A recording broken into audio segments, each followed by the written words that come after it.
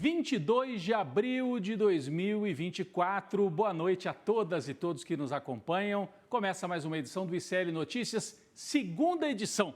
É o ICL Notícias com os fatos principais do Brasil e no mundo, o aprofundamento e a análise, né? Nós vamos falar bastante daqui a pouco sobre o rescaldo dessa manifestação bolsonarista no Rio de Janeiro, que foi muito menor do que eles acreditavam, né? Nós falamos ao vivo dos estúdios aqui desse setor. Outro dia a gente mostrou isso aqui na tela, na abertura, o pessoal perguntou por que tanto monitor, 7 monitores, cada um tem uma função, né? Tem um que traz a imagem do estúdio, o outro é a imagem que vai para o nosso público no ar.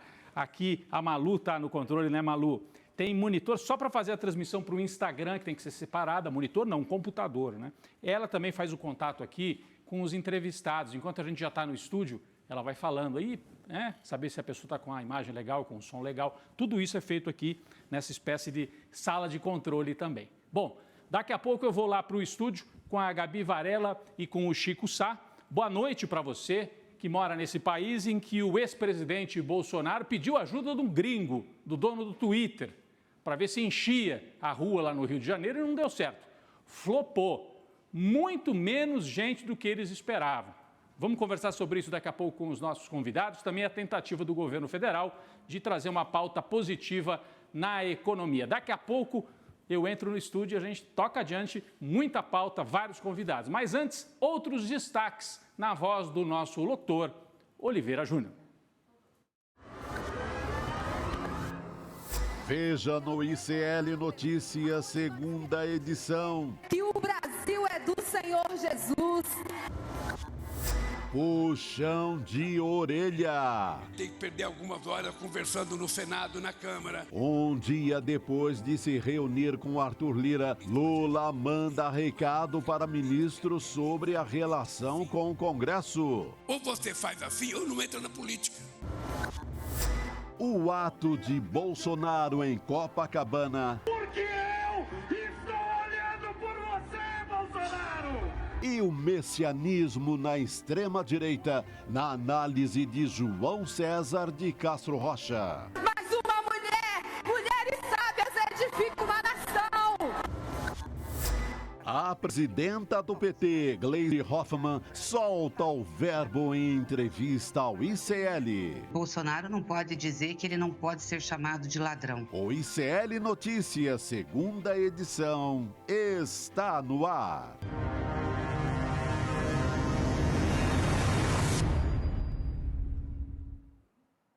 Olá, boa noite. Agora sim, diretamente dos estúdios do ICL Notícias, segunda edição. Boa noite para você, Chico Sá. Boa noite. Boa noite para você, Rodrigo Viana. Boa noite. E para todos que nos acompanham. Muitos destaques por aqui. Rodrigo já trouxe aqui, inclusive os nossos bastidores no início do nosso programa. Hoje a gente tem muita coisa para tratar por aqui. Por exemplo, o presidente Lula dando um puxão de orelha nos ministros dele, cobrando mais articulação com o Congresso Nacional. Inclusive, ele deu ali uma no Haddad, né, o Chico Sá? Sobrou para todo mundo. Eu acho que é um bom puxão de orelha ali no sentido de vamos fazer política. E ele já completou, porque eu só tenho 70 deputados. Na verdade, são 69 do PT. Juntando com a federação dele, dá 80 deputados. Então, é muito pouco. Puxou, sobrou para o Haddad, Alckmin, Rui Costa, o Wellington Dias, para todo mundo. Só não gostei da forma que falou com o Haddad, porque ele falou, pô, Haddad, lê menos livro e vai lá fazer política. Dá para ler muito livro e fazer política. É isso aí, dá para passar tempo na Câmara, no Senado e ler livro também. Exatamente. E também, além disso, o presidente Lula se reuniu ontem à noite lá no Palácio da Alvorada, né, na residência do presidente da República, com o presidente da Câmara, Arthur Lira. A gente vai falar a respeito disso aqui também. A gente vai, claro, comentar a repercussão da entrevista com a presidente do PT, Gleisi Hoffmann, aqui no ICL Notícias, primeira edição. Vamos conversar também com o professor Castro Rocha sobre a repercussão desse ato em Copacabana. Foi grande, não foi? 33 mil pessoas, todas essas perspectivas, todos esses olhares, inclusive o professor Castro Rocha é um craque em bolsonarismo, então ele vai trazer todas essas observações. E ele estava lá, ele tá vendo tudo, que eu vi as fotos, o professor cobriu. É isso Parada. aí. Vamos começar falando disso também, né, Rodrigo? Vamos começar por aí. É um craque em bolsonarismo, talvez não por gosto, mas por necessidade, né, por dever de ofício, o professor Castro Rocha, e foi acompanhar de perto a manifestação. Mas eu começo fazendo uma pergunta, né? Por que é que o Bolsonaro não atraiu tanta gente quanto ele esperava, a turma dele esperava, em Copacabana? Foram 32, 33 mil pessoas, segundo uma medição feita pela USP. E aí nós temos as imagens aéreas para comparar com manifestações anteriores do próprio bolsonarismo. Não estamos nem falando da visita do Papa, que foi quando lotou ali, né, Copacabana de ponta a ponta, até tinha gente até dentro da água, né? Mas vamos comparar. 7 de setembro de 2022, manifestação bolsonarista já em plena campanha eleitoral.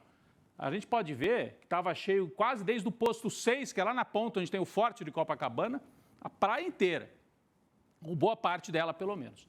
Desta vez, 21 de abril de 2024, foram 2 quadras. 2 quadras.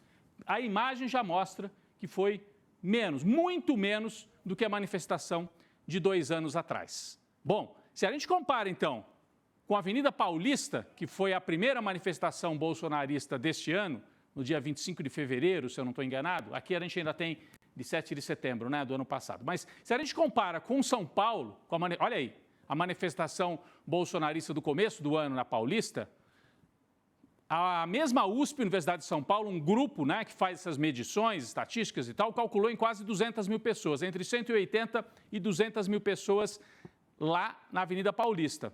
E no 22 de abril de 2024, 32 mil. 1/6, Chico, 1/6 do público na comparação com a Avenida Paulista. A pergunta... Quem fez foi o monitor do debate político. Exatamente, né? Esse é o nome do grupo. É um grupo de estudos, eles fazem essas medições, se dedicam a outras coisas e também a isso. Então, não é dizer que não tinha ninguém. 30 mil pessoas é razoável, mas a mobilização e a expectativa do bolsonarismo era estar numa crescente, até porque eles tiveram o apoio do Elon Musk. A gente mesmo falou aqui, o Elon Musk fez o esquenta para eles na manifestação.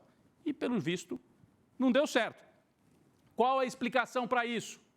Bom, a gente pode levantar algumas hipóteses. Primeiro, um certo cansaço da mobilização da extrema-direita. Eles estão sem parar, desde a época do governo, depois campanha eleitoral, depois da tentativa de golpe em janeiro, foram para a rua, fizeram acampamento, rezaram para pneu, acharam que o Alexandre de Moraes ia ser preso, depois acharam que o Lula não ia tomar posse, não deu nada certo. Fizeram manifestação na Paulista, agora vai desmascarar o STF, acabou. E aí nada acontece. Então, um certo cansaço. A mobilização permanente cansa, né? Cansa bastante. Então, essa seria uma hipótese. A segunda hipótese é que essa encrenca com os milicianos, né? Me falhou o nome da família, Brazão, né? A prisão dos 2 irmãos Brazão, o Domingos Brazão e o Chiquinho Brazão, deu uma desmobilizada no esquema miliciano e o bolsonarismo no Rio de Janeiro, não em São Paulo, né? Mas no Rio de Janeiro funciona muito no entorno dos milicianos. Desmobilizou. Estavam lá militantes de classe média, os militares da reserva, a turma de Copacabana, da Tijuca, estavam lá. Mas esse esquema mais profissional de levar a gente para a praia, pelo jeito, não funcionou. Pode ser uma outra explicação. Foram presos. Ô, Rodrigo, já que você falou disso, eu acho interessante trazer a informação da coluna do Leonardo Sakamoto de que dos manifestantes presentes no ato para Bolsonaro agora, no Rio de Janeiro, 56% concordam com a decisão da Câmara que manteve a prisão preventiva do Brazão. Olha aí. Então, tem até uma maioria entre eles para deixar preso o Brazão. Né? Então, não estava tanto o pessoal da milícia por ali. E a terceira hipótese é que essa manifestação foi mais local mesmo, foi do Rio de Janeiro. Eu conversava com o Eduardo Moreira mais cedo e ele falava isso. Falou, olha, a manifestação de São Paulo, da Avenida Paulista, foi nacional. Os governadores de Goiás, gente do Paraná, gente de Santa Catarina, do Rio. Houve mobilização de gente, né, pela Via Dutra, do Rio para São Paulo, para ir na Paulista. E dessa vez, não. Dessa vez, uma manifestação mais local do Rio de Janeiro mesmo, por isso também um tamanho um pouco menor. Ainda assim, Chico... Eu discordo dessa... Eu acho que o Rio de Janeiro é mais atrativo até para ir a turistada, para ir quem gosta do Bolsonaro um pouco, comprar uma passagem, ir de ônibus, ir de carona. Eu creio que seja mais um desmantelo municipal de milícia. Para onde vai a milícia do Brasão? Para onde vai esse eleitorado agora? Acho que eles estão no momento no mínimo, de reflexão. Quebrou alguma coisa no Rio de Janeiro. Para você, essa fotografia de ontem mostra isso? Isso aí é praticamente assim, eu morava aqui, pertinho da Bolívar, exatamente ali no centro disso. Isso aí é o que o Bolsonaro leva, que a direita sempre leva ali, que é muita gente. Mas não é uma manifestação de Jair Bolsonaro, Michele, esse povo todo, com os evangélicos, Malafaia, quebrou alguma coisa, rompeu alguma história na composição da direita do Rio de Janeiro. Importante essa observação. E você diria que flopou mesmo? Foi um fracasso. Fracasso retumbante, né? Para o Rio de Janeiro, Copacabana, já tem muita gente no domingo aí. Sol, tudo a favor. Ou o governador quebrou, não incentivou, a milícia não mandou aqueles ônibus que costuma mandar. Alguém faltou no ponto do Bolsonaro aí. Alguma coisa está fora da ordem. Não dá. É pouca gente para o bolsonarismo no Rio. É verdade. Gente, só de milícia,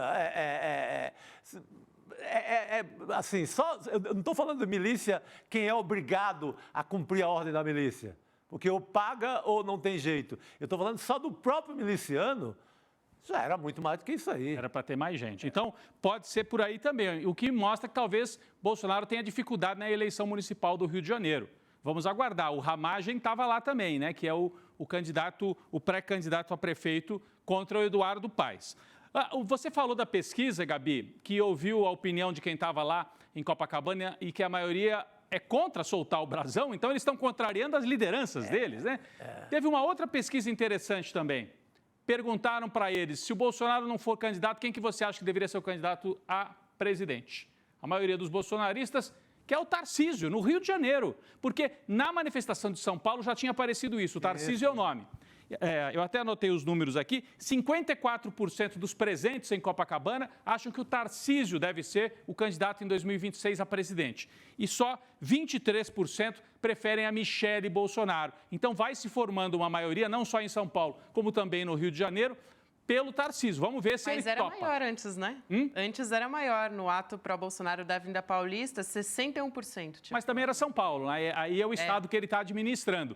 De qualquer maneira, me chama a atenção que seja mais do que o dobro da Michele Bolsonaro, que é a primeira-dama, tem uma ligação familiar com o Jair Bolsonaro. Seja como for, para a gente concluir. Elon Musk fez barulho, ajudou a convocar indiretamente, né? Mobilizou as redes sociais. Fica todo mundo com aquela impressão de que, meu Deus, o mundo caiu, agora tem uma rede social inteirinha a favor do Bolsonaro. E aí nada. E aí que o Elon Musk não põe gente na rua. É muita espuma e pouco resultado. Eu acho que quem põe gente na rua é máquina municipal, é agronegócio, que põe gente na rua, na frente dos quartéis, ajudou a pagar, fazer mobilização. Elon Musk, gente, faz espuma, mas não vai ganhar a eleição, não vai virar o jogo político no Brasil. Então, vamos com calma, né? Eu vejo assim, às vezes o pessoal muito apavorado com essas coisas nas redes sociais. Não é isso que vai virar o jogo. O Cristo Redentor não foi movido do lugar porque o Elon Musk fez as postagens dele contra o Alexandre de Moraes e contra o Lula, né? Então, é importante a gente fazer essa observação.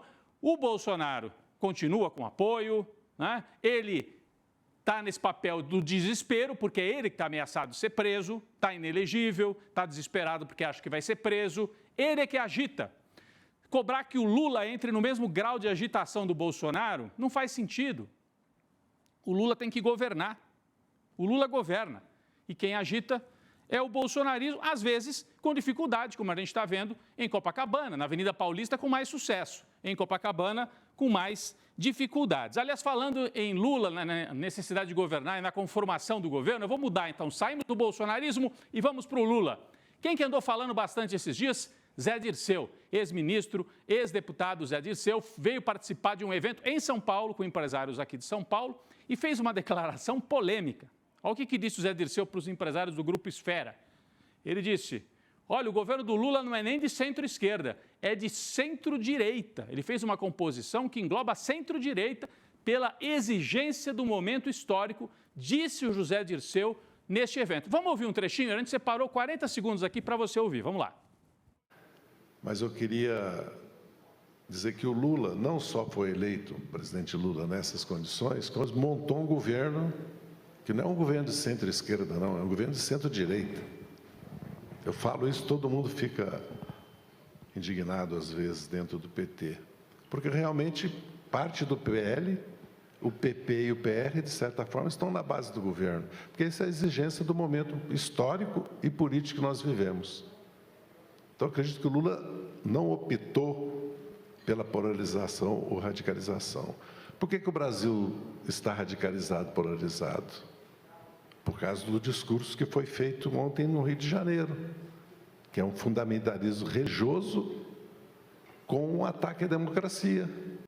O Zé Dirceu dizendo, quem radicaliza, quem polariza é a oposição de extrema-direita. Não é o Lula que está polarizando. O Lula não está indo para a esquerda, ao contrário, Chico. Você concorda com essa avaliação do Zé Dirceu? Eu acho que ele exagerou um pouquinho na Chico. Exagerou no rótulo, centro-direita. Eu acho que segue ali um centro-esquerda, como foi os outros governos do Lula. Inclusive, puxado pelo Zé Dirceu. Quem levava o PT para a direita era o Zé Dirceu. Então, ele fala porque ele entende desse posicionamento. Eu acho que de centro para centro-esquerda, centro-direita é exagero. Até porque você vai na base, aquilo que o Lula fala, cobrando os ministros, você vai no Congresso, você não tem isso aí não, que o Zé Dirceu fala. A centro-direita não está votando tanto. O Congresso não ouviu isso aí que o Zé Dirceu... Estava uma plateia mais para o lado dos empresários, queria agradar os empresários, né? E depois ele publicou uma nota, Gabi. Publicou uma nota. Se explicando. Não é que ele não negou o que ele falou, mas tentou se explicar. Vamos ver aqui um trecho da nota, porque houve muito burburinho com essa fala dele. Nota à imprensa da equipe do Zé Dirceu. A assessoria de imprensa do ex-ministro esclarece que ele avalia o governo do presidente Luiz Inácio Lula da Silva como, abre aspas, um governo de centro-esquerda, apoiado por partidos de direita, e não um governo de centro-direita, como acabou afirmando durante o seminário Brasil Hoje, promovido pelo Esfera Brasil. Ele chega mais ou menos na fórmula que o Chico Sá tinha falado aqui, né? Então, tem participação de direita? Tem, como teve nos outros governos. Tem. Aliás, que não está cumprindo os acordos. A direita não está cumprindo. A direita que não está cumprindo. Está um momento ainda perigoso, né? Mas isso aqui provocou alguma polêmica aí nos setores de esquerda e aí o Zé Dirceu saiu para dar explicação. A verdade é que essa conformação do governo que o Zé Dirceu explicou aqui, e que a gente sabe que é isso mesmo, né? Um governo de frente ampla, tira realmente um pouco da combatividade, né? Porque é um governo de frente democrática. Isso estava desenhado desde a eleição, né, gente? Quando escolheu o Alckmin como vice. Então, é um governo que segue apostando na consolidação de uma estabilidade econômica, em fortalecer as instituições e em punir os bolsonaristas. E nessa aliança aqui, ó, Lula com Alckmin. Isso estava desenhado desde a eleição, desde que formou a chapa. Para mim, não tem surpresa nenhuma. Muita gente fica cobrando, é um governo que não mobiliza. Não é o objetivo, me parece, do Lula a mobilização. Como disse o Dirceu, quem tem que mobilizar é a extrema-direita, que está ameaçada de ter o seu líder na cadeia.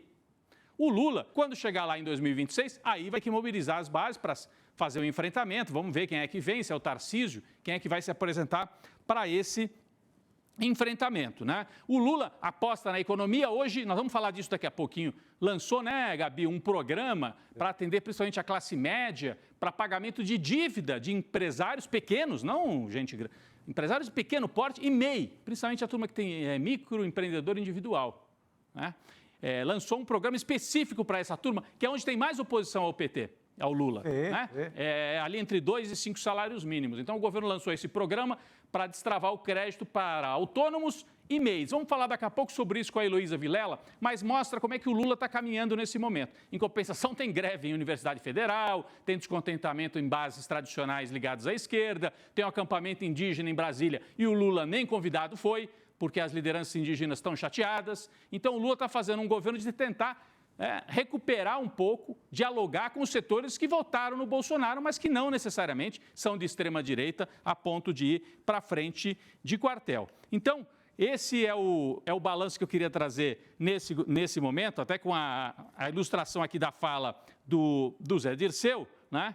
E esse movimento do Lula, pensando lá para 2026 em consolidar a economia e tudo, e também olhar para Copacabana e ver que está vazio e que a direita tem as suas dificuldades, explica por que a mídia está batendo tanto no Lula. Está batendo, porque está com medo de chegar em 2026, não vai ter Bolsonaro, O Tarcísio, de repente, olha e fala, eu não vou me arriscar. Eu vou tentar mais um mandato em São Paulo.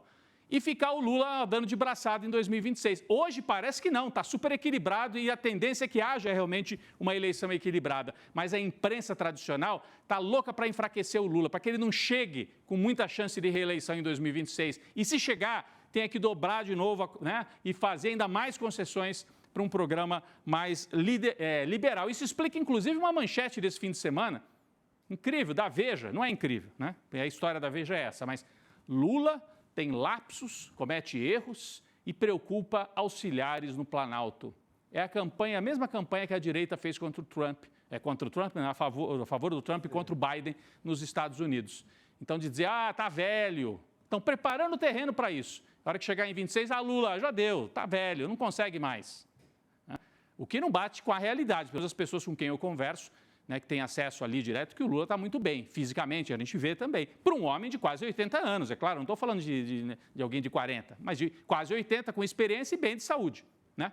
Mas há uma tentativa de já criar esse fato, o Lula está com dificuldades. Então é o cenário que vai se desenhando. O Bolsonaro, todo mundo com a impressão, ele vai vir, vai arrebentar, né? Tem apoio até do Elon Musk. A gente tem que prestar atenção, eles têm força, mas eles têm muita dificuldade, tem muita contradição, né? Depois a gente volta a esse assunto, vou encerrar por aqui essa abertura, que a gente tem outros temas aqui para tratar. Mas para dizer que muitas vezes a casa do lado de lá também não está muito bem arrumada. Está desarrumada também em alguns casos, Gabi. A gente viu no Rio de Janeiro pela imagem de Copacabana. Muito bom. Muito bem, já temos um bom panorama aí de por onde a gente vai começar essa história. Agora, a gente veio falando aqui desde o início também, né? A extrema-direita está se mobilizando nas ruas e o governo está procurando criar uma agenda positiva, né? Que é muito importante. Sim. Justamente, hoje o presidente Lula, inclusive, lançou o programa Acredita, que é de crédito para empreendedores e famílias de baixa renda, né? Além de renegociar a dívidas de pequenos negócios. Foi no Palácio do Planalto. E aí o presidente Lula foi nesse momento que ele aproveitou para mandar um recado para os ministros dele, como ressaltou o Chico Sá na nossa abertura, em especial o ministro Fernando Haddad. A gente tem o vídeo desse momento, vamos assistir. Vamos ver. Isso significa que o Alckmin tem que ser mais ágil, tem que conversar mais, o Haddad tem que, ao invés de ler o livro, ele tem que perder algumas horas conversando no Senado, na Câmara. O Wellington, o Rui Costa passa uma parte do tempo conversa com bancada A, com bancada P. É difícil, mas a gente não pode reclamar, porque a política é exatamente assim. Ou você faz assim, ou não entra na política. Muito bem, inclusive o Rogério Jordão, nosso roteirista, ele acabou de dar uma atualização a respeito disso, que saiu no Jornal Globo agora, porque o presidente Lula fez essa cobrança, né, pública, pediu mais conversas de ministros com o Congresso, falou do Fernando Haddad. E aí, o titular da Fazenda, né, o ministro Fernando Haddad, então, ele afirmou que só faz isso da vida, né? Ele fez ali uma declaração, uma rápida conversa ali com jornalistas, né, durante esse evento. E ele estava falando em referência, lógico, às tratativas das pautas, né, do ministro com o Congresso, justamente, porque o ministro está à frente ali da pauta econômica, né, que é muito cara ao presidente Lula, enfim, é o governo federal. Você quer comentar? Não, eu acho que o Haddad não está tendo muito tempo de ler livros, como disse o Lula, né? Se fosse para entrevistá-lo, acho que ele estaria que nem o Moro aquela vez para o Bial. O que você andou lendo? Ih, não lembro, né? Mas no caso do Haddad, ele lê muito, a gente sabe. Sim. Mas é porque não para, né? Assim, a administração da economia toma todo o tempo dele, né? É, muita conversa, né? Se bem que assim, o Haddad, ele consegue passar no Congresso a reforma tributária, uma pauta que tinha 40 anos no Brasil. Então, acho que o cobrar mais empenho do Haddad é do jogo, ali você cobra um pouquinho, mas já entregou para valer, hein? Se tem alguém que conversou com esse Congresso, que aguentou o Arthur Lira no ouvido nesse mandato, foi o Haddad. Aprovar aquela reforma tributária, coisa que passou FHC, passou Temer, passou todo mundo, ninguém fez nada, ninguém conseguiu. Então, foi eu creio que foi mais para o Alckmin, acho que ele é um grande reforço. Se ele entrar para valer no jogo da conversa, ele tem feito isso muito com os empresários. Isso quer falar mais com os empresários do que com os políticos. Tem feito muito, porque sempre tem na manchete ali, o Brasil vem mais 4 bilhões para o Brasil, vem isso, vem aquilo. O Alckmin está muito nesse jogo. Está muito aí. E na ponte com o setor industrial, tem conversado. Se ele entra mais no Congresso, vai fazer também um efeito muito bom. Vamos chamar a Heloísa Vilela aqui para a nossa conversa também? Quero saber o que ela achou. Elô, você acompanhou também essa história aí, né? Boa noite para você. Seja bem-vinda. Boa noite, Elô. Boa noite, pessoal. Pois é, fui lá hoje acompanhar o lançamento desse programa, né? E foi um momento curioso, porque você tinha ali com o Lula 8 ministros, para vocês terem uma ideia do peso que ele está dando ao lançamento desse programa, e não é à toa, né? É muito importante para o governo esse programa. E ele deu passou esse certo sabão aí, exigindo mais conversa com o Congresso, e não falou no nome do Padilha, que é justamente o ministro encarregado das relações, né, com o Congresso, que estava sentado ali ouvindo também. Então, eu achei isso muito curioso, né? E o Rui Costa, ontem ou anteontem, agora me esqueci, esteve com o Lira, conversou com o Lira. Então, assim, ele puxou a orelha de todo mundo que está conversando com o Congresso. São efetivamente as pessoas que mais conversam com o Congresso, com exceção, como vocês bem apontaram, do Alckmin, que tem feito um trabalho muito mais com a iniciativa privada. E acho até que seria um ganho para o governo se ele entrasse um pouco mais nas negociações, que não dependesse na última hora de ser uma conversa com o próprio Lula, como aconteceu fora da agenda. Eu consegui confirmar com fontes do Palácio do Planalto, o Lula recebeu o Arthur Lira ontem à noite no Palácio da Alvorada. Então é muito curioso que essa bronca venha depois dessa conversa. Será que ele estava dando um recado para o próprio Lira?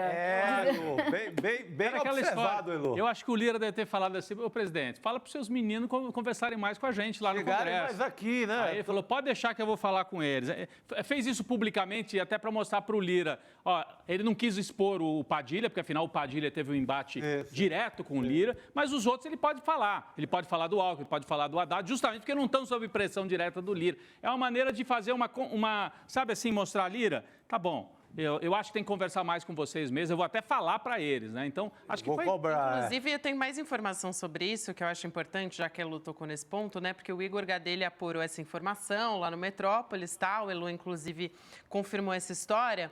Segundo a apuração do Igor Gadelha, viu, Chico Sá, você que estava por dentro dessa história também, tá por dentro, o presidente Lula admitiu uma atrapalhada do governo na demissão do primo do Arthur Lira. Aqui eu estou usando atrapalhada entre aspas, porque foi o termo ali que eles usaram nessa conversa, né? No comando do INCRA de Alagoas. Lembra? A gente trouxe essa história aqui na semana passada. Então, o puxão de orelha de hoje também acontece no momento que o governo se prepara ali para chamar das pautas bombas do Congresso, mas também tem essa história do primo que o Lira já reverteu. Que ele reverteu, exato. Eu queria te falar um pouco sobre isso também. Caio César Lira, primo do Arthur Lira, na quinta-feira, né? Chega a ser, não nomeado oficialmente, mas colocado, sentou na cadeira do César Lira, o José Ubiratã Rezende. Mal encostou, né? Nem deu uma sentadinha ali, experimentou a cadeira. Em Alagoas. Na noite de sexta já tinha caído. O Paulo Teixeira, ficou muito ruim para o Paulo Teixeira, junto ao MST de Alagoas. E a esquerda alagoana, o Paulão, que é o deputado federal de Alagoas, reclamou muito com o governo. Esse cara estava nomeado, o Lira volta a agir, esse cara já dançou. Só pediram que não seja um primo, viu, Elô? Que não seja um primo, que seja um parente mais distante, pelo amor de Deus, né? Para não ficar em casa demais. Mas Então, o Biratã estava ali meio que provisoriamente, mas o grande desejo dos movimentos sociais é que ele fosse efetivado, porque ele é um funcionário de carreira, é muito querido, né? Tem diálogo com os movimentos sociais.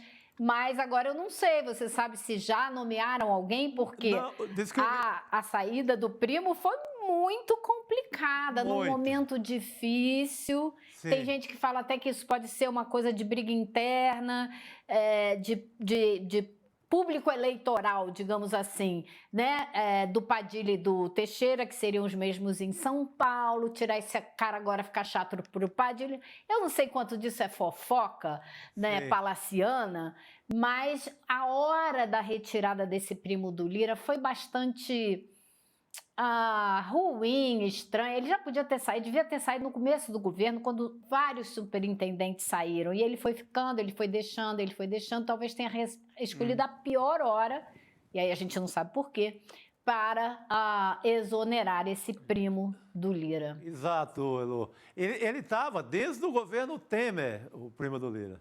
Isso. Parece uma coisa de varejo diante do tamanho do poder do Arthur Lira em Brasília. Um primo de Alagoas. Mas é forte, é um primo de Alagoas, da terra que ele é candidato, que ele significou uma derrota para ele, né? Mexeu. Eu também queria falar... É a terra onde ele diz que manda em tudo, Exato. ele não quer passar recibo de que não manda em alguma coisa. Exato. Né? Ele tem toda a diretoria, acho que é da Caixa lá também, ele tem a Codevasf, ele tem uma porção de coisa. E juntou isso com a derrota que ele teve do Chiquinho Brazão. Então foi uma semana que ele estava de cabeça meio inchada, sabe? Perfeito, Elô. Sim. Elô, tem outra coisa que eu quero trazer aqui. Eu comecei ali, pincelei sobre as chamadas pautas bomba lá no Congresso, né? Tem o veto de Lula a mais de 5 bilhões de emendas parlamentares. Também a PEC do quinquênio, né, no Senado, que é um adicional por tempo de serviço para magistrados e que vai gerar gastos de 42 bilhões de reais. Então, no geral, aqui falando, são pautas que vão gerar mais gastos para o governo. E aí, o líder do governo no Congresso, Randolfo Rodrigues, ele disse que o presidente Lula vai se reunir essa semana justamente, de novo, com o Arthur Lira, com o Rodrigo Pacheco, né, os presidentes da Câmara e do Senado, para tentar desarmar essas bombas. Como é que estão sendo feitas essas negociações aí? Queria saber quais informações que você tem a respeito disso. Então, essa reunião aconteceu hoje com toda essa liderança política do governo, né, justamente para propor negociações. O Padilha está trabalhando com isso, conversou com eles, e a ideia é, dos 5,6 bilhões de emendas que o Lula vetou, para evitar que derrubem o veto no Congresso, eles vão tentar negociar que cerca de 3 bilhões continuem nas emendas. Então é assim, né? Vem uma pauta grande dessa, uma pancada dessa para as contas do governo, e eles tentam negociar para deixar um pouco, tirar um pouco, e vai ser essa a movimentação. Agora a gente tem nessa semana um evento muito importante. Hoje o Haddad tinha uma reunião com o Lula no fim da tarde, justamente para discutir os detalhes da regulamentação da reforma tributária. A reforma tributária foi considerada uma grande vitória para todo mundo, para a Câmara, para o Senado e para o Palácio do Planalto terem conseguido aprovar a reforma. E agora vem aí a regulamentação, que deve ser entregue ao Congresso na quarta-feira. E aparentemente todo mundo quer acabar esse processo, para todo mundo poder ter esse legado de, depois de décadas, ter conseguido criar uma reforma tributária que está aí pronta para entrar em ação. Então isso também está em jogo, né? Para todo mundo ter esse legado. O Lira quer esse legado, o Pacheco quer esse legado, o mandato deles termina em fevereiro do ano que vem, então eles querem terminar isso esse ano. O Padilha prometeu hoje que isso vai terminar esse ano. Então fica essa negociação, e para o governo é isso que importa, é garantir que esse pacote termine, a reforma tributária seja regulamentada e fique tudo na área da economia mais ou menos resolvido, que era o grande projeto do governo Lula, era passar essas medidas da área econômica para botar a máquina para andar. E aí entra esse projeto hoje, que é muito importante, que é esse Acredita, né? Que eu acho que a gente deve analisá-lo pelo lado político, né? Mais do que os números, quanto vai conseguir fazer, quanto não vai, né? Porque eu acho que ele politicamente é fundamental. Não, eu ia só complementar. Quer dizer, a gente está falando, você está destacando o governo Lula fazendo política diretamente com o Lira, conversando com o Lira, mandando sinais e tal, para pacificar o Congresso e conseguir avançar com os projetos. Agora, de outro lado, ele tem que conversar com a base na sociedade. Ele está com dificuldades em alguns setores, não tanto com os setores que votaram firmemente nele, que são aqueles que ganham até 2 salários mínimos. Esses, pelas pesquisas, em geral, continuam ali ao lado do Lula. Mas entre 2 e 5 salários mínimos, numa classe média, uma classe média assim, com dificuldades, é aí que está o grande nó do Lula e o grande apoio do bolsonarismo. Então, esse programa de hoje, Elô, você vê que a gente está falando um tempão da política, mas o que ele foi fazer hoje foi lançar esse programa que é voltado para esse setor, né? Você podia explicar para a gente, inclusive a Elô conversou com o Márcio França, não é isso, Sim. Gabi? A gente tem uma entrevista. Uma fala aqui do ministro Márcio França mostrando os detalhes desse programa, né? Desse programa. Vamos assistir. O presidente percebeu que, às vezes, a gente atende as duas pontas, né? De um lado, você tem o CAD único, que a gente atende as pessoas mais necessitadas, enfim. Do outro lado, os grandes sempre acabam tendo um jeito de poder criar sua influência. Então, aquele miolo ficava meio exprimido, né? Essa classe média, que são pequenos comerciantes, donos de restaurante, donos de bar, enfim, essas pessoas ficam muito exprimidas. E essa medida, ela é majoritariamente para essas pessoas.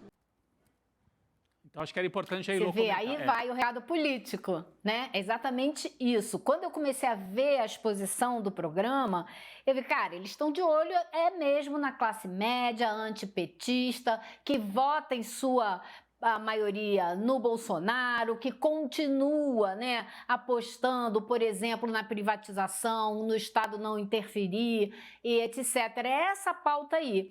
E essas pessoas estão aqui apertadas, não conseguem acesso a crédito. Você entra num banco com um perfil de uma pequena ou microempresa e você não consegue dinheiro para comprar um forno novo para sua padaria, né? Para comprar uma bancada nova para o seu restaurante. E às vezes são empréstimos pequenos, mas que são definitivos para o negócio daquela pessoa. Então, é nessa área aí que o governo quer atuar e atuar com firmeza. Então, vai fazer duas coisas. Renegociar as dívidas de quem está pendurado naquele programa Pronamp, que foi criado durante a pandemia para atender restaurante, padaria, pessoal que teve que fechar e aí foi pedir empréstimo e tudo. Esse pessoal está pendurado, porque os juros na época eram super baixos, só que era Selic mais 1 ou 2%, só que a Selic disparou. Então essas dívidas ficaram impagáveis para muita gente. Tem gente vendendo apartamento para pagar a dívida do Pronamp, gente, porque não consegue, com o negócio, pagar a conta. Então é nesse pessoal que o governo Lula está pensando, ele vai renegociar essas dívidas e dar acesso a crédito. Se vai conseguir dar acesso ao volume de crédito que gostaria ou não, é algo que a gente não sabe. Ele está oferecendo garantias para convencer os bancos a emprestarem. Porém, sabe como é banco privado, né? Se vai emprestar ou não, só Deus sabe. Se empresta se quiser. Então, eles vão usar muito o Banco do Brasil, Caixa Econômica, bancos de desenvolvimento regionais, para ir forçando essa abertura desse mercado, desse crédito para essas micro e pequenas empresas, que são aí, sei lá, 95% dos CPFs das PJs do Brasil. É muita coisa. E o governo criou também, foi muito pouco, isso passou assim meio batido, né? Mas criou em setembro do ano passado o Ministério da Micro e da Pequena Empresa, que é mais um passo que o governo dá, que o governo Lula dá, né, em direção a esse pessoal, porque não vamos esquecer que foi no primeiro e segundo mandato do Lula que foi criada a MEI, que foi criado o Simples, né? São medidas também para essa faixa da população. Como é que chama o programa mesmo? Então agora ele cria o ministério. Acredita, né? Acredita o nome Acredita. Acredita. E você acredita, Rodrigo, que hoje eu já ouvi uma pessoa me relatando. Esse pessoal é tão antipetista, tão descrente do governo, que já tinha nos grupos de WhatsApp dizendo assim: você acredita? Você acredita que eles vão fazer algo pela gente? Já fazendo meme com o nome do programa, sabe? Então é uma batalha política até o nome, difícil, né? Mas importantíssima, porque essas pessoas fogem daquele espectro mais radicalizado bolsonarista, que é evangélico. Eles não são necessariamente religiosos, eles não são necessariamente interessados em política. Eu vi algumas pesquisas que foram usadas para embasar a criação desse programa, né? Então é um outro perfil que não necessariamente se interessa pela política e não necessariamente está envolvido com um movimento religioso mais radical. Então, se houver uma política que realmente mude a situação da vida dessas pessoas, pode ser que elas se convençam que esse governo funciona para todo mundo. É isso. Olha, é uma bela tentativa, é um setor que o governo nunca conversou muito, sabe? É um setor muito antipetista. Veja o episódio dos aplicativos, né, dos carros, dos motoristas de aplicativo, né? É um setor, se conseguir minar um pouco isso aí, e se esse programa dá minimamente um bom resultado, é um ganho político admirável, vai ser principalmente importante. ajudar a pagar as dívidas já passadas, que o pessoal está enforcado mesmo, né? Porque é uma sequência, né, gente? Vem da pandemia. Pois é, da as pessoas pandemia. fizeram dívidas para sobreviver na pandemia. Agora melhorou um pouquinho, mas a empresa pequena está carregando dívida daquela fase ainda. Então está muito difícil. Muitas fecharam, enfim, então, a gente tem importante mesmo. Exatamente. É isso então é um desenrola da micro e pequena empresa que eles anunciaram hoje, sabe? É um desenrola dessas dívidas aí. A meu ver, o grande problema do Acredita é que ele vai trabalhar com empréstimos numa taxa de juros de Selic mais 5%. Isso hoje dá 15,75% ao ano. Então ainda é uma taxa de juro muito alta. Uma coisa que eu achei bacana, positiva, é que o Sebrae entrou nesse processo e vai disponibilizar uma grana que eles têm para fazer projetos, ajudar as pessoas, ensinar o beabá de como fazer o empréstimo, se o negócio dela funciona. E eles têm muita capilaridade. Eles estão em todos os municípios do Brasil. Tem mais de 1.000 agentes financeiros para ajudar a fazer essas análises. É como eles disseram, pegar pela mão o micro e o pequeno, sentar com ele e ajudar ele a fazer um empréstimo que funcione, que ele depois não fique encacrado novamente. Vamos também trazer um outro assunto aqui envolvendo o Arthur Lira, Lu, porque ele não demorou nem um pouco para se organizar, adivinha, né, gente? Contra o deputado Glauber Braga, do PSOL. O Arthur Lira, ele enviou o pedido de cassação do Glauber para o Conselho de Ética por ter expulsado da Câmara aquele integrante do MBL, né, a pontapés na semana passada, vocês devem se lembrar. E o Glauber Braga, inclusive, ele já tem contra ele um outro pedido de cassação no Conselho de Ética por ter tentado expulsar o deputado Abílio Brunini de uma comissão da Câmara. O Abílio Brunini, ele é aquele deputado, talvez a gente tenha imagens dele aí, mas é aquele deputado que é careca, que ele aparecia, né, nas imagens, sempre causando, essa é a palavra, né, para usar aqui o linguajar Aí Elô popular. conhece muito ele da CPI. Exatamente, sempre na CPI. E eu estava lá nesse dia que o Glauber tentou expulsar ele, e realmente ele tinha que ser expulso, porque era uma comissão que marcou um evento em solidariedade aos palestinos. E ele foi lá e ficou em pé na frente da mesa do evento e não queria sair, não queria deixar ninguém fazer nada, não queria. Aí, essa cena aí, eu tava lá, acompanhei isso daí de pertinho. E o Glauber foi lá e pegou ele acho que pelo paletó e tentou puxar e retirar ele dali, porque ele estava literalmente impedindo que a atividade acontecesse. E a polícia, a polícia da Câmara, ela não pode encostar em ninguém, eu aprendi isso recentemente, ela não pode encostar em ninguém, ela tem que desfazer a confusão sem botar a mão em ninguém. Imagina, como tirar aquele cara de lá, né?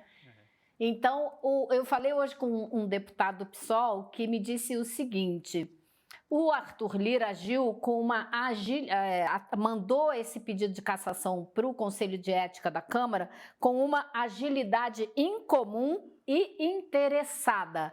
Será uma luta muito difícil. E por que será difícil, né? Porque o Comitê de Ética da Câmara tem apenas 2 deputados do PT e 1 do PSOL. São 3, né? Você tem 3 do PL, anulou.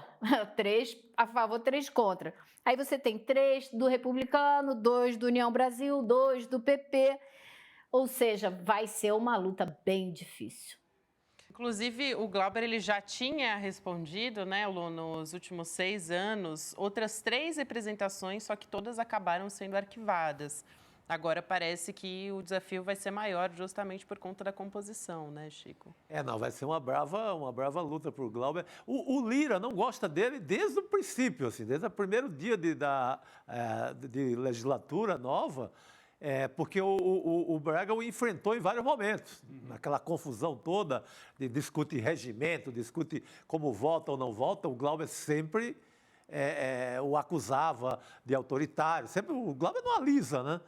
Porque é um deputado muito combatente, né?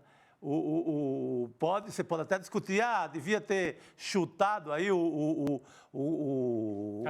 garoto do MBL que pediu para ser chutado, porque eles vivem de ser chutados. Inclusive, na CPMI, o Arthur Lira e o Glauber, eles chegaram a bater boca ali na CPMI dos atos governativos. Bem lembrado, Gabi.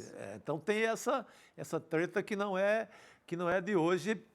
Ele está armando ali uma vingança e queira caçá-lo ali muito rapidamente, mas... Seria um desequilíbrio gigantesco, né? Porque os deputados de direita armaram várias confusões, inclusive na visita do Lula, né? Quando abriu-se o ano legislativo, o Nicolas Ferreira e outros, e acho que não levaram nem advertência, não teve nada. Se você escolhe só caçar o Glauber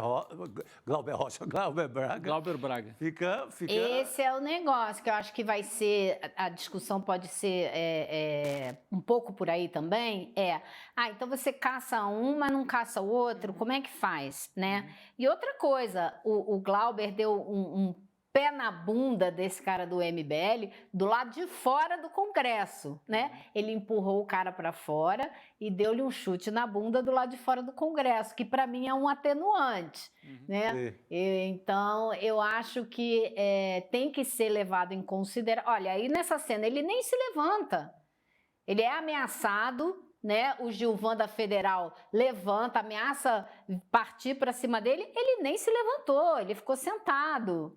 Então ele também tem seus atenuantes, não é? Agora, esse cara do MBL vinha perseguindo o Glauber Braga há muito tempo, falando todo tipo de impropério, dentro e fora do Congresso. Então, sabe, tem uma hora que chega, tem que haver um ponto final nesse tipo de comportamento. Essas pessoas não podem fazer isso eternamente. O Congresso tem que funcionar sem ninguém ser perseguido lá dentro, sabe? É demais. Eu acho que o Glauber aguentou, foi demais. Na rua, né? Tem várias cenas desse moleque do MBL fazendo esse tipo de perseguição ao Glauber no Rio de Janeiro, falando da mãe, sempre citando a mãe, para tirar o cara do sério, né?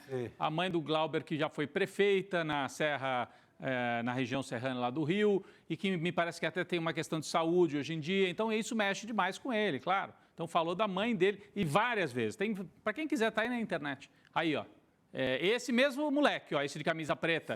E aí ele fala assim, encosta a mão em mim, encosta só pra você ver, encosta a mão. Ele tá pedindo. Ele pede para gravar um vídeo para tentar ser candidato a vereador. Eles vivem disso. É que foi assim, o Glauber acabou perdendo a estribeira justamente dentro do Congresso, né? Se tivesse feito talvez ali no Rio, na rua, no Rio, com os apoiadores, mas dentro do Congresso não ficou bom pro Glauber. A verdade é essa também, né? A gente não pode também tapar o sol com a peneira. Não ficou bom para ele o que aconteceu, né? Não, eu acho que tem que prestar muita atenção nisso, Rodrigo, ele porque nem o MBL, deu um soco na cara dele, cara. O MBL, ele vai tentar desestabilizar não só o MBL, mas outras, enfim, forças da extrema-direita, eles atuam dessa forma, e a gente tem outros parlamentares também ali no Congresso, não só o Glauber, que tem uma atuação muito forte.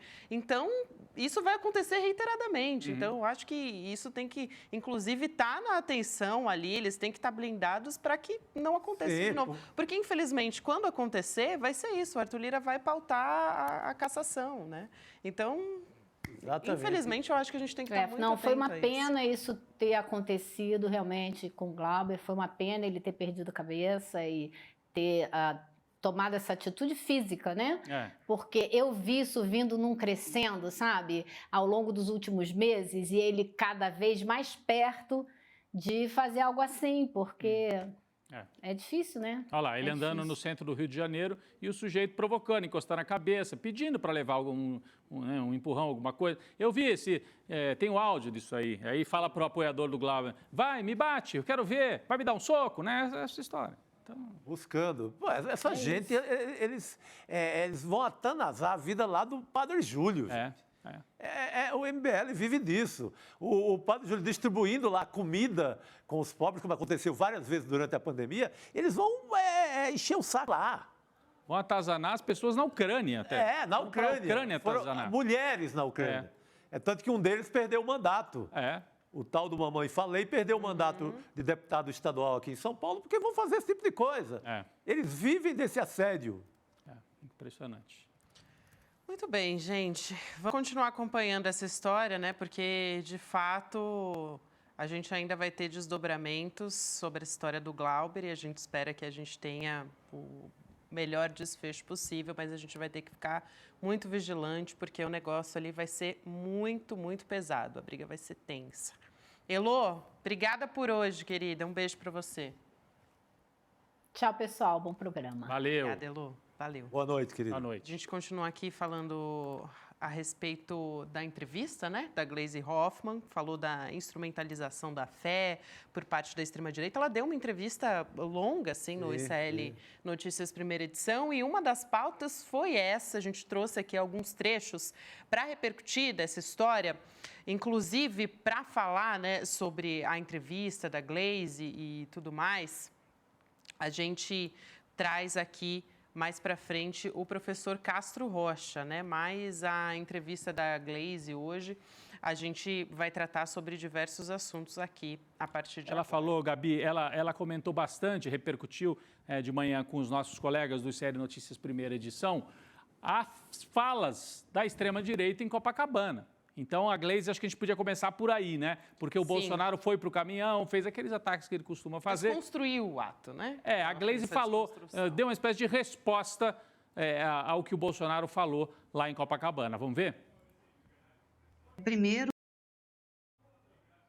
a outra coisa foi a escalada que ele fez sobre democracia e liberdade, né? Tentando dizer que nós estamos numa ditadura, que queremos impor aqui no Brasil uma ditadura, a censura, e que ele vai lutar contra isso, fez ódio ao Elon Musk, ou seja, tentando dizer que a luta dele é pela liberdade de expressão e que por isso ele está sendo perseguido. Bom, se nós não tivéssemos liberdade no Brasil, ele não estava em cima de um caminhão de som falando todas as barbaridades que ele falou. Nem ele, nem Malafaia. Muito menos andando pelo Brasil, como ele disse que está andando. Ele disse, não, estou andando pelo Brasil. Então, nós temos liberdade de expressão, nós temos liberdade de manifestação, as pessoas vão à rua, usam redes sociais. O que nós não podemos ter é crime. E crime é fake news, contar mentira, utilizar isso, né, para atacar as pessoas. Isso tem que ser responsabilizado. Esse trecho, né, aqui, só para fazer aqui a correção certinha, nesse trecho a Gleisi Hoffmann está ironizando, né, o discurso bolsonarista de que existe uma censura imposta pelo Supremo Tribunal Federal e também pelo governo Lula no Brasil. O outro trecho que a gente tem foi a desconstrução, né, do ato do Jair Bolsonaro lá em Copacabana. Ela falou da roubalheira das joias, como eu disse, foram muitos assuntos tratados, né, sobre Constituição digital, liberdade de expressão, instrumentalização da fé pela extrema-direita. E aí tem o trecho que ela desmistifica esse discurso do bolsonarismo quando ele fala que é honesto e que corrupção é coisa do governo do PT, né? Vamos assistir esse trecho também, esse outro vídeo da entrevista? Primeiro, o Bolsonaro não pode dizer que ele não pode ser chamado de ladrão, porque ele é ladrão. Ele tem um inquérito, inclusive, com provas em contestes, né, do roubo das joias que eles fizeram e a tentativa de vender essas joias do Estado brasileiro, que foram ganhas para o Estado brasileiro e que só não foram vendidas porque teve o inquérito, a Receita Federal descobriu e teve o inquérito. E também o processo todo, o inquérito sobre a tentativa de golpe, roubar as eleições. Além do mais, a família está recheada de problemas, são as rachadinhas, desvios de dinheiro, compras de casa, recursos que não são explicados, né? Até porque todos eles ali são da política, são deputados ou senadores, a gente sabe qual é o salário que ganha cada deputado, cada senador, não dá para enriquecer e ter tudo o que eles têm. Enfim, então isso ele não pode dizer. A fala da Gleisi, eu gosto, o tom de voz da Gleisi é muito interessante, né? Porque ela faz críticas duras, né? Muitas vezes fortes, sem subir o tom de voz, numa tranquilidade, né? Mas teve esses dois pontos. Ela estava dando uma espécie de resposta ao ex-presidente Bolsonaro, que ele fez mais uma vez, né, Chico, se a gente for analisar, a dobradinha com o Malafaia lá ontem em Copacabana, né? Deixou para o Malafaia os ataques mais diretos ao STF e o Bolsonaro, atacou o Lula, né? Voltou... Atacou o governo, eles separaram a história. Agora, a Gleisi, ela fala que teve sim venda da joia, não foi tudo...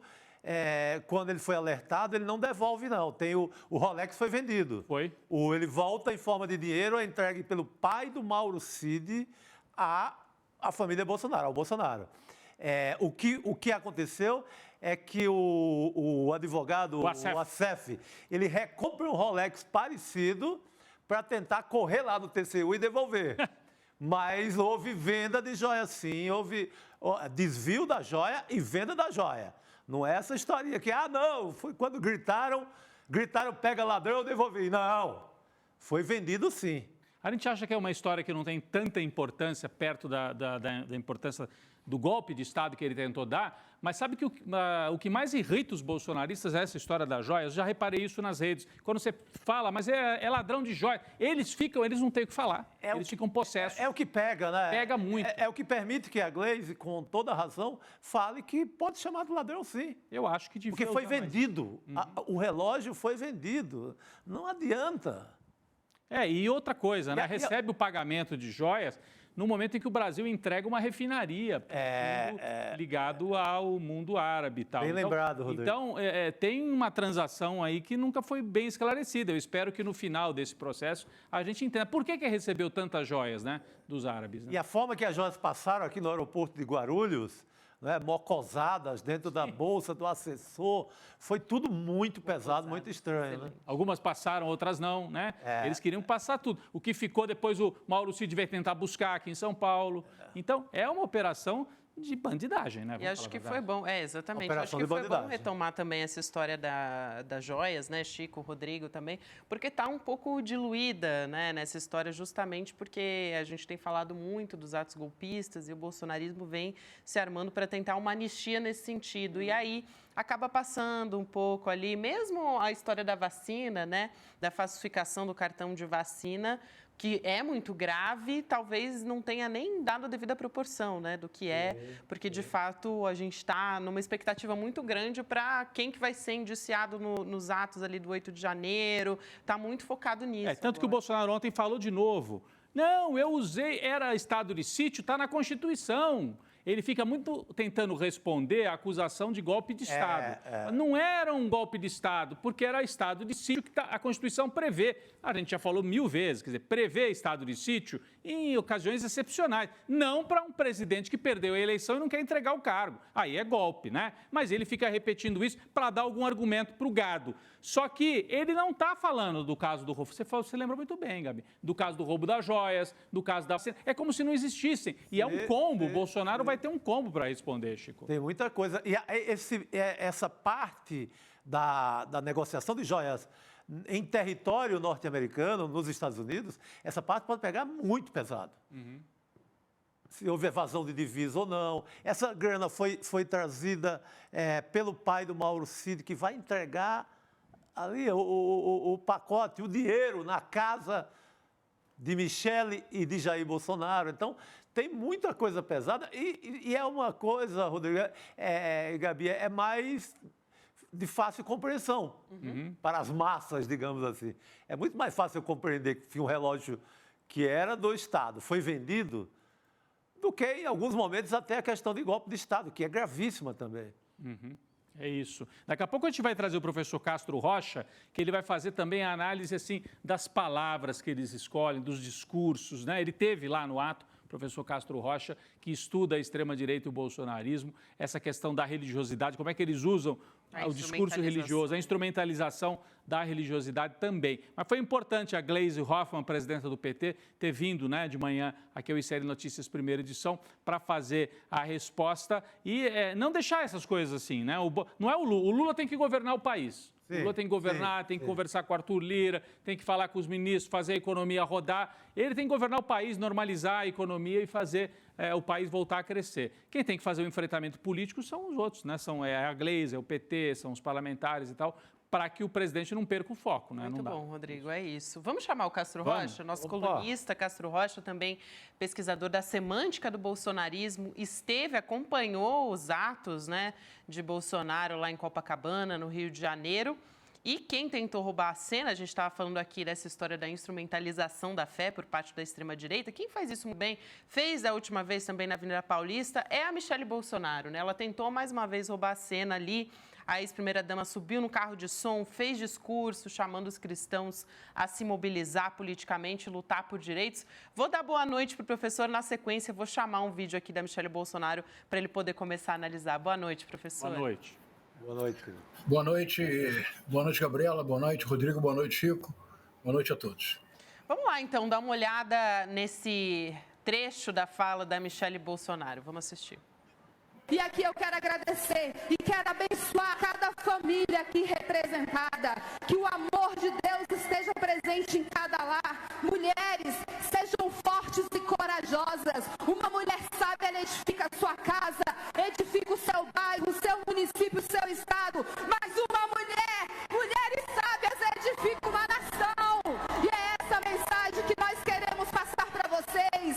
Mulheres femininas, mulheres fazendo uma política feminina e não feminista. Nós estamos aqui para fazer uma política colaborativa, junto, mulheres ajudando seus esposos, junto na construção de um país melhor, por mais igualdade, por mais amor, o verdadeiro amor. O amor que cuida, o amor que protege, não o amor que escraviza. Só esclarecer aqui, né, que o áudio está picotando por conta da transmissão deles mesmo, né? Foi lá na hora do ato. Caminhão de som. O problema do caminhão de som na transmissão de som. Agora, a Michelle Bolsonaro, né, não surpreende mais uma vez no discurso, vem na mesma toada que o discurso da Avenida Paulista, né, professor? Ou você observa alguma mudança? Olha só, a Michelle Bolsonaro ali também chama atenção, né? Esse momento que ela pula para engajar ali as pessoas, parecia uma animadora de torcida. Quero ouvir o professor Castro Rocha analisando essa postura da ex-primeira-dama. Vamos lá. De fato, eu moro aqui em Copacabana, no posto 5, que por algum motivo, Gabriela, não me pergunte o porquê, o posto 5 é o coração do bolsonarismo em Copacabana. O PT fica no Leme, que é do lado oposto. Então, desde 2017, eu acompanho todas as manifestações bolsonaristas. Ontem, o discurso da Michelle Bolsonaro deu um passo adiante que é bastante perigoso, Gabriela, em relação ao que houve em São Paulo, embora aparentemente se trate do mesmo. Há um aprofundamento muito preocupante. O aprofundamento é o seguinte: em São Paulo, o discurso da Michelle Bolsonaro, no dia 25 de fevereiro, agora de 2024, propunha que a separação que caracteriza um Estado laico, e que no Brasil remonta à República, a 1889, a separação entre religião e política seria o mal. E que este mal seria superado pela libertação. O que seria essa libertação? Ela não o disse de maneira clara, embora tenha ficado implícito em São Paulo. Mas, Gabriela, nessa passagem que vocês separaram, que é a passagem ideal para a nossa análise, nessa passagem tudo está dito. Não apenas está dito, como está encenado. Esse salto que ela deu, que está passando agora na tela, na verdade faz parte de uma cenografia. É quase como uma coreografia para a denominação da Michelle Bolsonaro. Isso quer dizer que, neste instante, ela está, por assim dizer, recebendo o dom das línguas que está lá no Pentecostes, ela está sendo possuída pelo Espírito Santo. O corpo dela é usado para transmitir uma mensagem que vai muito além dela. Se vocês se recordarem, eu acho que não haverá tempo da produção, que é maravilhosa, mas não vai conseguir encontrar, porque é muito... Se nós lembrássemos, Gabriela, quando o ministro Alexandre Mendonça é confirmado pelo Senado, isso dentro das dependências republicanas do Planalto, a Michelle Bolsonaro fez o mesmo, começou a saltitar e começou a falar em línguas. Exatamente. Então, professor, essa é, digamos... vocês lembram, não é? Sim, o André essa é a coreografia. Ela estribucha toda ali, né? Faz um gesto maluco lá. Isso. Que bom, que produção fantástica, veja. E ela vai, olha, o gesto, ela dá os saltos que ela repetiu agora e ela começa a falar em línguas. Ou seja, ela está sendo agora, não é ela quem se expressa, é o Espírito Santo. Mas, além disso, que já é esperado, já houve em São Paulo, eu proponho, Gabriela, para a nossa análise hoje, que ela dê um passo adiante, que esse passo adiante deve chamar a nossa atenção. Ela disse que uma mulher santa edifica a casa, o lar, mas também o município, o Estado, a nação. Vocês entendem o que ela está propondo? Ela está propondo algo que, alguns meses atrás, nós todos fomos tomados de surpresa porque nos demos conta de um processo que já está em andamento há muito tempo. Quando houve a eleição para os conselhos tutelares, vocês se recordam do que aconteceu? Sim. Essa grande mobilização em algumas, não em todas, em algumas igrejas evangélicas, para que se elegessem para os conselhos tutelares pessoas próximas à doutrina por elas defendida, por essas igrejas evangélicas. O que a Michele Bolsonaro avançou, Gabriela, neste discurso de Copacabana, foi o aspecto organizativo, esta política colaborativa entre mulher e homem, mas o homem sempre à frente. Há uma hierarquia clara, juntos, mas não lado a lado. A mulher abaixo do homem, a mulher submissa ao homem. Semana passada, como se antecipasse este passo novo dado pela Michele Bolsonaro, uma vereadora propôs que houvesse... Você lembra disso, Gabriela? Agora, semana passada, uma vereadora propôs que houvesse uma sessão e ela disse, eu vou usar a palavra dela, não é minha, ela disse, devemos ter uma sessão só com machos, para mostrar que a mulher deve ser submissa ao seu marido. Então, houve um ponto novo. O ponto novo é também, a organização... professor? Política feminina e não feminista. Ela bateu muito nessa tecla. Isso, exatamente, Gabriela. Então, houve em relação a São Paulo, o discurso dela em Copacabana é muito mais programático, implica uma ação política concertada, muito bem planejada, de domínio, passo a passo, de todas as esferas do poder político no Brasil. É isso que nós vamos ter que enfrentar a partir de agora, espero, com consciência. Professor Castro Rocha, você teve, além da análise aí do discurso, você teve lá em Copacabana, conseguiu ver de perto, o que sentiu na rua? A gente abriu aqui fazendo a avaliação, que é uma avaliação que pelas imagens é evidente, quer dizer, menos da metade, talvez, da mobilização do ano da eleição em 2022, eles fizeram um grande ato em Copacabana, e 1/6, quer dizer, menos de 20% da mobilização da Avenida Paulista. Não sei o que o senhor sentiu, assim, andando aí pelas ruas de Copacabana, o que explica essa redução e essa dificuldade, apesar de bastante, 30 mil não é pouco, assim, mas na comparação com o que eles já colocaram na rua, eu acho que foi frustrante, inclusive, para o bolsonarismo. Queria ouvir a sua avaliação, de quem esteve aí tão perto. Olha, foi frustrante mesmo, porque eu caminhei em toda a manifestação e passei algumas horas acompanhando. Eu sempre tenho um álibi perfeito, Rodrigo. Eu levo meu filho de 6 anos comigo. É um álibi absolutamente perfeito. Boa. Estou perfeitamente protegido pelo querido João Vicente. E caminhamos a manifestação toda. Ela foi menor do que eles esperavam, mas seria um equívoco da nossa parte imaginar que ela foi irrelevante. Porque num domingo de sol, na véspera de um feriado, colocar, segundo a USP, 35 mil pessoas em Copacabana não é pouco. Então, o primeiro ponto importante, porque nós sempre mantemos aqui a nossa honestidade intelectual, é preciso reconhecer que só há 2 políticos, ainda continuam apenas havendo 2 políticos capazes de mobilização. O presidente Lula, o ex-presidente Bolsonaro. Apesar de inelegível, apesar de todas as dificuldades que encontra, o presidente Bolsonaro ainda conseguiu colocar entre 35 a 40 mil pessoas no domingo. Não é pouco. Ou seja, não é um fracasso. De igual forma, seria um enorme equívoco e um delírio mesmo imaginar que foi um sucesso, por 3 motivos principais. Esta manifestação teve, em princípio, um combustível incomum, que foram as 2 semanas de ataque cerrado do Elon Musk ao Supremo Tribunal Federal, à democracia brasileira, especialmente ao ministro Alexandre de Moraes, mas também ao presidente Lula. Foram 2 semanas de ataques pesados. Dessas 2 semanas, Rodrigo, nós todos perdemos um número incomum de seguidores, nós do campo progressista. Do outro lado, por exemplo, o Nicolas Ferreira ganhou 300 mil seguidores após suas interações com Elon Musk. As postagens do Michael Schellenberg, tem um alcance que não tem o menor sentido com o número de seguidores que ele possui, são milhões e milhões de visualizações. Então, houve uma preparação para a manifestação de ontem.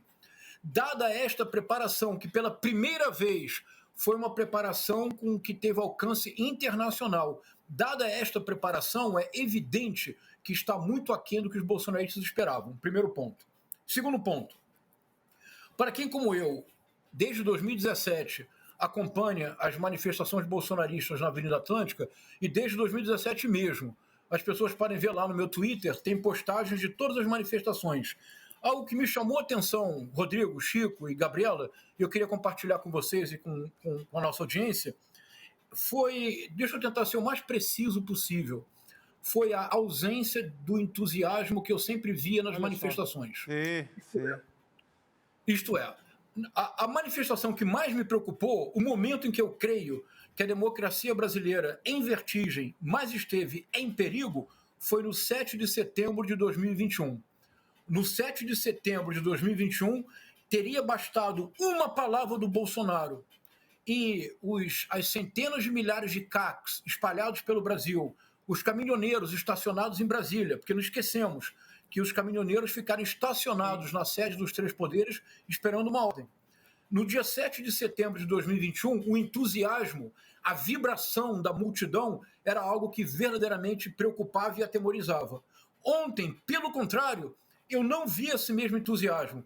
Mesmo no discurso mais virulento do Silas Malafaia, não havia exatamente uma aclamação, mesmo nos momentos em que ele foi mais virulento em relação ao ministro Alexandre de Moraes.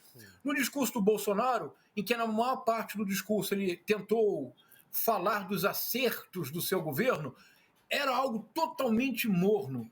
Então, esse é o segundo ponto que me chamou mais atenção, é o fato de que o entusiasmo que eu via nas outras manifestações, nesta não esteve presente.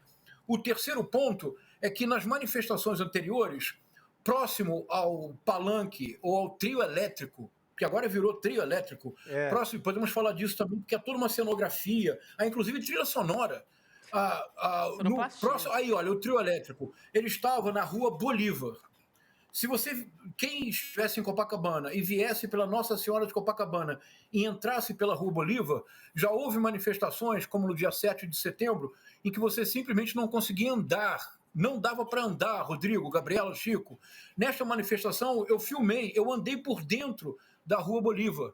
Então, não estou dizendo que foi um fracasso, mas estou dizendo que dentro das expectativas do bolsonarismo, dada a preparação, nós estamos assistindo a um arrefecimento do bolsonarismo enquanto tal. Incrível. Mas, ao mesmo tempo, estamos assim... é isso aí. Vocês vão ver daqui a pouco a sombra do meu filho. Tá vendo essa cabecinha pequena? É o meu filho. É o João Vicente. Muito bom. O João Vicente é um especialista em bolsonarismo com 6 anos. É um fenômeno. Um estudioso já, né, professor? Ajudou a filmar. Mas isso, Chico, olha, Chico, esse arrefecimento do bolsonarismo, no entanto, implica um fervor novo. O fervor novo está num vídeo que eu mandei para vocês também. Acho que podemos talvez comentá-lo. Mas escutar o que vocês acham dessa avaliação. Não, muito bom, excelente, professor. Agora, você falou fez uma boa análise do discurso da Michelle. Ela já entusiasmou mais o público do que agora, não digo especificamente nesse comício do Rio de Janeiro, mas ela despontou ali como a sucessora. E, no paralelo, começou a ter uma gincana para ver quem seria o herdeiro na política institucional do bolsonarismo. E eu creio que, pelas pesquisas agora, o Tarcísio acho que engoliu um pouco a Michelle nesse sentido.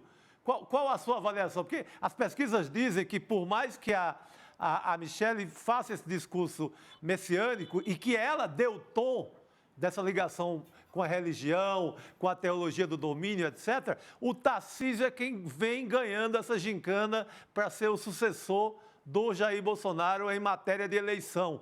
Como é que o senhor avalia esse ponto? Chico, eu acho que é uma observação muito aguda da sua parte. No início, há mais ou menos uns 6 meses atrás, eu imaginei que o Tarcísio teria como propósito concluir o primeiro mandato do governo de São Paulo, tentar fazê-lo da melhor maneira possível e apenas cogitar a eleição presidencial em 2030. Eu não imaginava que ele já se arriscaria em 2026. Mas todos os movimentos que estão sendo claramente apontados, tanto por parte da mídia corporativa, que começa a apresentar o Tarcísio de Freitas como direita moderada, tanto quanto da Faria Lima, que está absolutamente encantada com o frenesi de privatizações do governo de São Paulo. E há algo muito importante, que eu acho que pode ser uma tarefa fundamental para o ICL, Chico, para essa mídia alternativa progressista, para de fato lançar a seguinte questão: o que o Bolsonaro tentou fazer em Brasília, Tarcísio realiza em São Paulo. O governo do estado de São Paulo hoje é o mais militarizado da República. Não existe nenhum estado da federação em que haja tantos militares em posição de poder. Muitos dos militares que são investigados pela Polícia Federal têm cargos altíssimos no governo do Tarcísio de Freitas. A estrutura militar do governo Bolsonaro foi inteiramente transferida para o governo de São Paulo. E o governador Tarcísio de Freitas está realizando neste instante um movimento que é extraordinariamente perigoso e que deve ser denunciado sem trégua. Ele está realizando uma radicalização política da Polícia Militar do Estado de São Paulo, que tem se tornado uma polícia de uma letalidade irracional, mas uma letalidade irracional que permite ao Tarcísio de Freitas montar um improvável tripé. Eis qual será a campanha do Tarcísio de Freitas. Já que estamos falando aqui do Antigo Testamento, eu vou virar profeta, Chico, por um minuto. Assim será a campanha do Tarcísio de Freitas. Ele se apresentará como uma direita moderada à gestão moderna, via privatizações, de modo a encantar a mídia corporativa, Faria Lima e a elite econômica e financeira brasileira. Ele terá uma política de segurança pública cada vez mais radical e letal, de modo a agradar a ala ideológica do bolsonarismo. E ele começará a fazer um movimento que ele nunca tinha feito, porque o Tarcísio de Freitas é de família católica, ele é católico, ele não é evangélico. Ele não se batizou no Rio Jordão, como Bolsonaro. Ele não tem uma esposa que é um ídolo evangélico, como a Michele Bolsonaro. Mas o Tarcísio começa a fazer movimentos em direção aos grupos evangélicos. Por isso eu imagino que uma chapa muito poderosa, Tarcísio de Freitas, cabeça de chapa, não sei se ela, Damares Alves, mas alguém como Damares Alves, de preferência mulher, certamente evangélica, e esta chapa é uma chapa muito poderosa que começa a ser montada para 2026 com este tripé: modernidade econômica, gestão, direita moderada, privatização. Bolsonarismo ideológico, bandido bom e bandido morto, segurança pública da maneira mais radical possível, acena aos evangélicos através da pauta de costumes. Professor Castro Rocha. É uma chapa muito poderosa. Excelente, professor. Isso aí, eu acredito que o caminho vai ser esse mesmo. O caminho vai ser esse. Os profetas Chico e Castro Rocha estão apontando do Velho Testamento essa possibilidade, mas não é. É olhar a política. Olha a manchete da Veja, professor Castro Rocha. O senhor citava como é que a direita midiática está produzindo o Tarcísio. Olha só, Tarcísio é um nome de centro, com mais potencial para bater Lula, diz pesquisa. Porque daí eles tiram o Lula do centro, empurram o Lula para a esquerda, e o Tarcísio já não é de direita, não é de extrema direita, fica mais limpinho, vamos dizer assim. A operação já é essa. A operação é essa, né? Então, é isso que o professor descrevia. Eu quis só ilustrar com essa matéria da Veja. Que tem tudo a ver com o que o professor falava, né? Junto com o messianismo. A nossa tarefa é denunciar. É isso. Exato. A nossa tarefa é denunciar, é isso. Imagina, professor, eu queria aproveitar que o Rodrigo puxou aqui o gancho do messianismo, né, para a gente falar justamente sobre isso, né? Sobre a estratégia, né? Inclusive você, professor, filmou, né, um trecho em que fica escancarada essa estratégia aí bolsonarista de apontar essa espécie de messianismo. Vou pedir aqui esse vídeo para a gente dar uma olhada. A gente tem, inclusive, o vídeo do Bolsonaro falando sobre isso, né? Vou pedir para a gente colocar aqui. Apareceu um leão aí no meio da confusão toda. Aquele que lá em cima está, que tudo vê. O dono do ouro e da prata. Aquele que disse a Daniel, na cova dos leões, ele disse: pode descansar, porque eu estou olhando por você, Bolsonaro. Michele, que fez com que Sadraque, Mesaque e Abednego entrassem na fornalha e o fogo não os tocassem. A nação brasileira está gritando por liberdade, está vendo seus olhos marejados, está vendo nesse momento o povo dizer a uma só voz: volta Bolsonaro! Bom, ele faz uma citação bíblica aí, né, professor Castro Rocha? Daqui a pouco o senhor traduz para a gente. O nosso editor, o Rogério Jordão, lembrava aqui um pouco mais cedo que o Trump tá na mesma pegada. E o Trump não é um homem religioso também, assim como o Bolsonaro não é. Né? Sim. Mas estão na mesma pegada, abrindo os comícios, os atos de pré-campanha nos Estados Unidos, sempre com esse discurso religioso. O messianismo está cada vez mais presente, tanto nos Estados Unidos como aqui no Brasil, né? Chega a ser assustador. O Bolsonaro me deu a impressão que estava olhando e falando do que ele está dizendo mesmo. Não sei se o Bolsonaro conhece a Bíblia tão profundamente, mas como é que o senhor lê esse trecho assim, que foi trazido aí por um locutor? Era um locutor esse que falava, professor? Isso, vamos lá. Eu fiquei muito feliz de ter filmado essa cena, porque ela não foi muito valorizada. E ela é fundamental. Quando eu escutei ali na praia de Copacabana, eu levei um susto. Ao voltar para casa, fui reler o Antigo Testamento e pensar sobre o que eu havia presenciado. Vamos lá. Em primeiro lugar, ele realizou uma inversão na ordem dos capítulos do livro de Daniel, que é um dos profetas. O episódio do Daniel na Cova dos Leões ocorre no capítulo 6. O episódio de Sidraque, Misaque, Abednego ocorre no capítulo 3. Comecemos com este. Qual é o contexto? Isso é bem importante. O contexto é o do cativeiro na Babilônia. Jerusalém caiu, o templo foi destruído e uma parte considerável dos hebreus encontra-se exilada, cativos na Babilônia. Nessa circunstância, muitos dos judeus tinham cargos administrativos importantes, porque tinham uma formação sólida.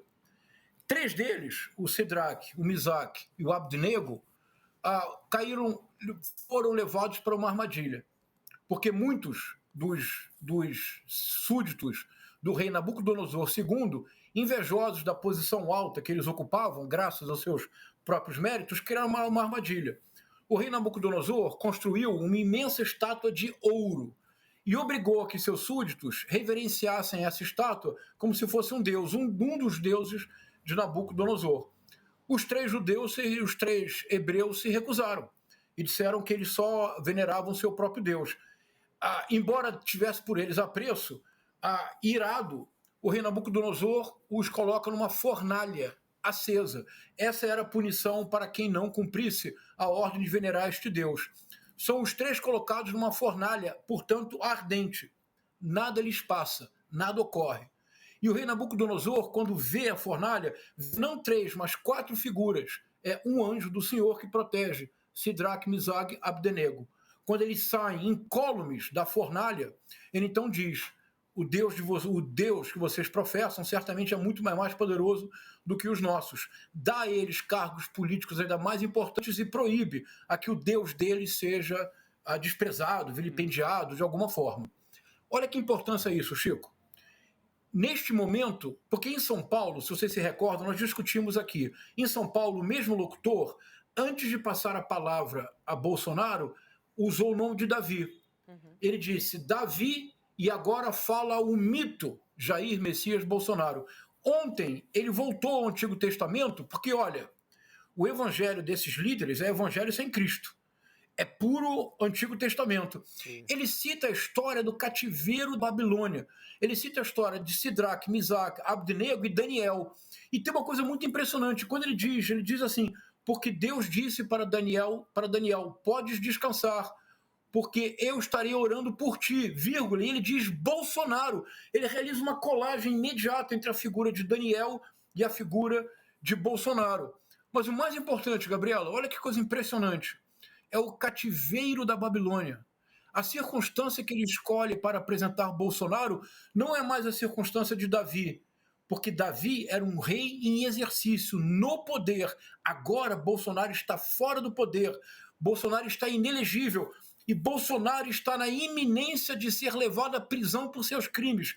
Bolsonaro está na iminência de conhecer o cativeiro. Qual é a imagem que ele escolhe do Antigo Testamento, Rodrigo? O cativeiro da Babilônia. E por que, então, todo o tempo eles falavam em Elon Musk?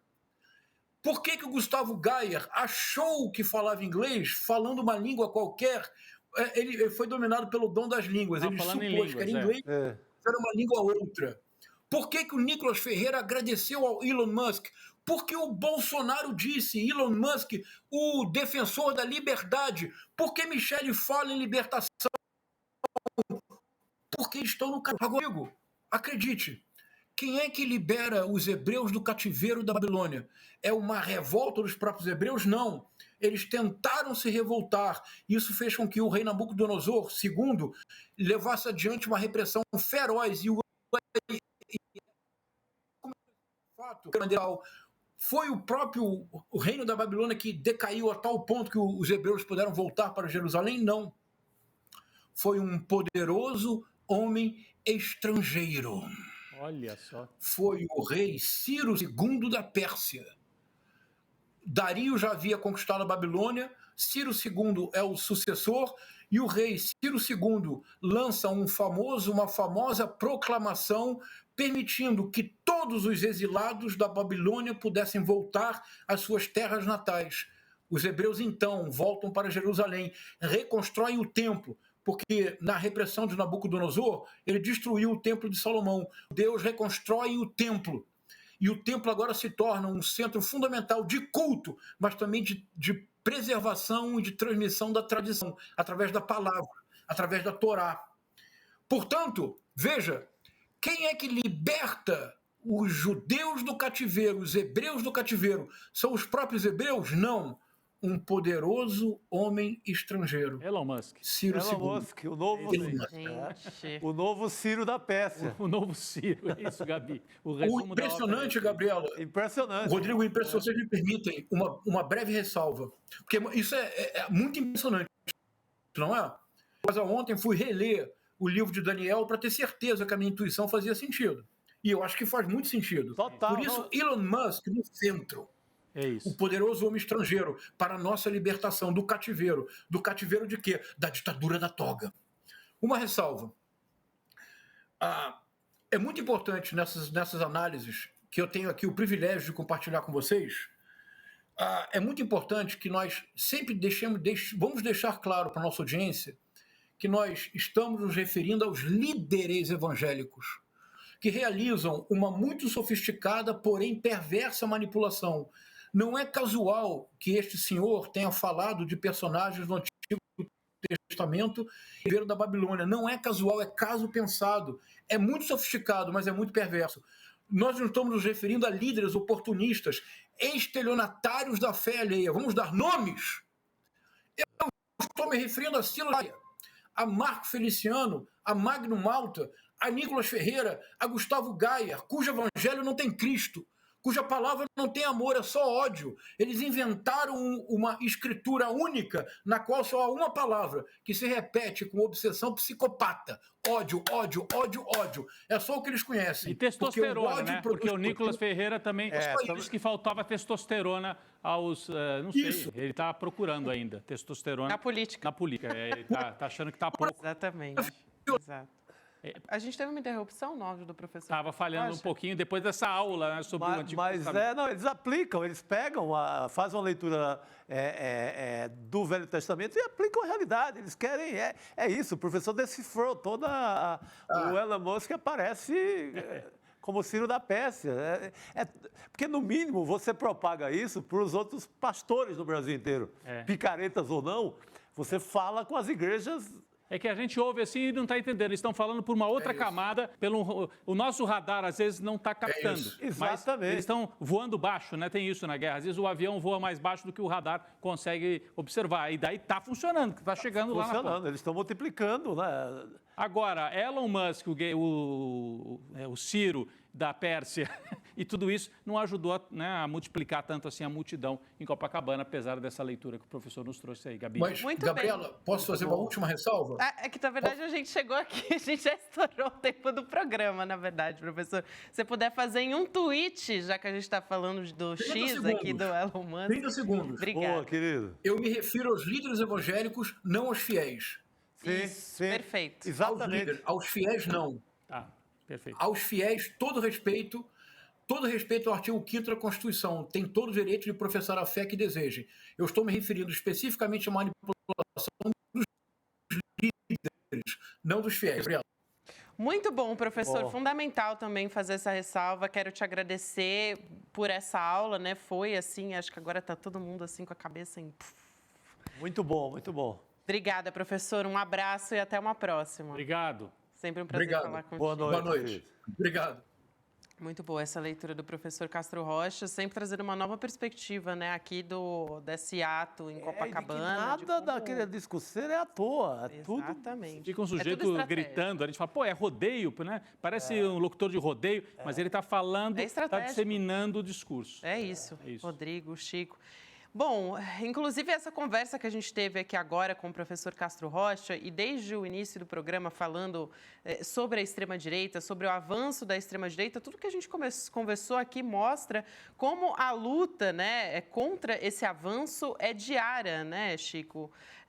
Não sei quem assistiu aqui ontem a aula. Eu assisti. Exatamente. Claro que eu sei que é você, né? Eu fiz aqui a pergunta retórica só para você trazer. A filha do Che Guevara. O que você achou, Rodrigo, dessa aula? Eu achei informativa, mas principalmente emocionante.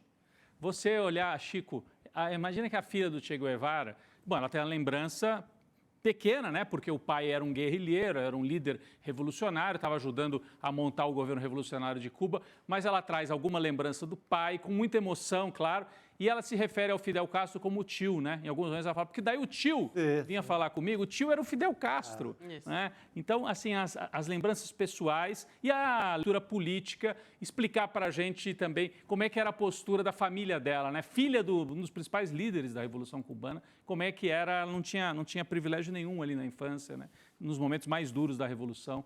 Assim, sensacional a entrevista conduzida pelo Edu Moreira com a filha do Che Guevara, médica de formação também. Maravilhoso. E para você que perdeu essa conversa, eu tenho uma boa notícia para você. Ela está disponível na íntegra para os assinantes do ICL, portanto, nas nossas plataformas. Então, você que é membro do ICL, que já tem acesso a mais de 270 cursos, conteúdos originais, exclusivos, vai ter acesso também a essa aula com a Aleida Guevara. Está cada vez mais variado o nosso conteúdo.